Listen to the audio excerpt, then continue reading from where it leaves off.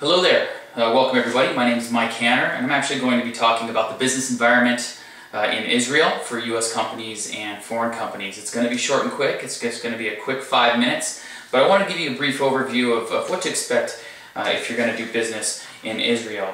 Just a quick reference on Israel. It's located in the Eastern Mediterranean in the Middle East, surrounded by many Arab countries, southeast of Southeast Europe. And the capital is Jerusalem. It's about a little smaller than the size of Lake Michigan for an American reference there, and it has a population of Arizona of around 7 million people. The population in general, the citizens, Israelis, they're very well educated. They speak Hebrew and English, a little bit of Russian as well. There is a lot of Judaism and Islam and Christianity that's mixed into this real dynamic culture. It's really a land of informality, so when doing business in Israel, the dress is very casual. They speak, though, very directly to you, and they're very straight to the point, so that's very important to understand, I should say. And they're absolutely about culture and family. They work very hard, and while they do work very hard, punctuality isn't necessarily their strongest attribute, but it's really how they view time, which is much differently than Americans. So don't be too surprised if the meeting starts late or it ends late, or there's no agenda for that matter. There's other things to consider though. So I want to talk to you real quick about some more cultural stuff. They're very high context. Sometimes they may talk to you about family before they get to business, whereas in America we do more of a low context approach. They really do enjoy working in groups. It's going to be really important also to give them some equal autonomy and freedom and power within the group so that they don't feel like there's any hierarchies. Again, just be real straight to the point. It's not uncommon just to have a nice handshake, and quite frankly, they're probably going to outwork you. They work long hours because they really enjoy what they do, and they also see it as a direct correlation to the commitment of the work that they do. So you may be expected to work a little bit longer than normal just so you can let them know, hey look, I'm really committed as well. It's just part of the culture. So expect the meetings too, when you're having a meeting in Israel or with Israelis, for the meeting to be very active. In some cases they may interrupt you. It's not personal, they just want to get their word out, and they expect the same from you.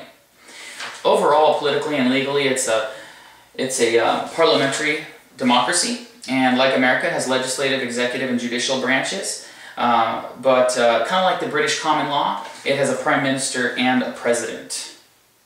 They have the similar public assembly and freedoms of speech like you'd see in Western countries or like you'd see in any civil society. They have a very strong alliance with the United States. As mentioned, they're surrounded by Arab countries.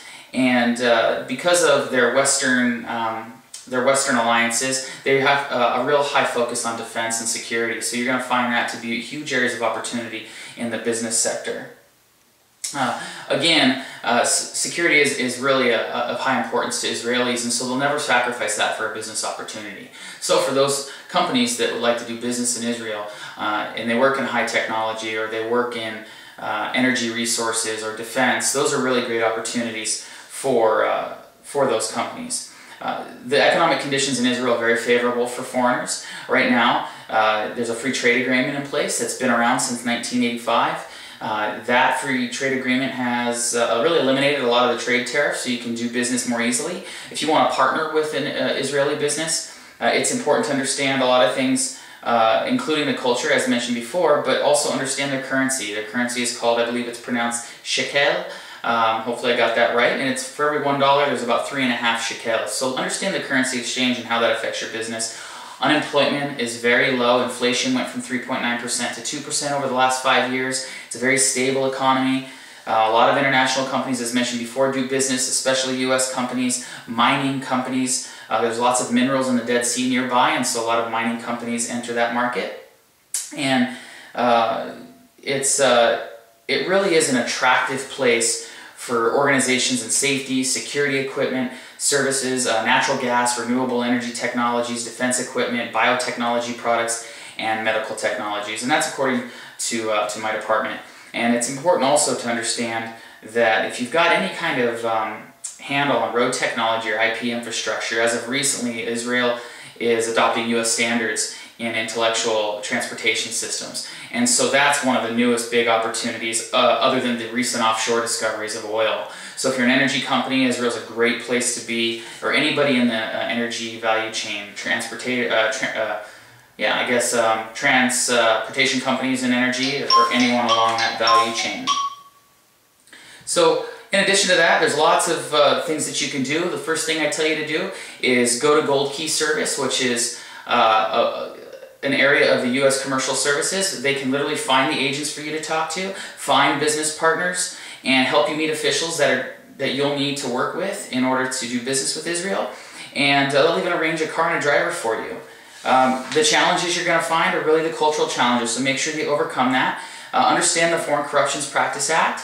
That was put in place in 1977, and for some people it may hinder business in Israel because it kind of puts a black eye and a smear on the United States, but it really was put in place by the United States Senate to avoid any bribery of foreign officials. So you can let them know that things have changed, and we put that into place to help support the new policies to keep our moral standards and ethics up to speed and on the up and up. So that really is an opportunity to show good faith. And unlike a lot of the Middle Eastern countries, females actually have had equal rights just like men since the State of Israel was created in 1948. So for any of the organizations, U.S. companies looking to do business in Israel, it really does provide an amazing opportunity. You've really got to go check it out. For more information, I'd encourage you to go to www.commerce.gov. Appreciate your time tonight.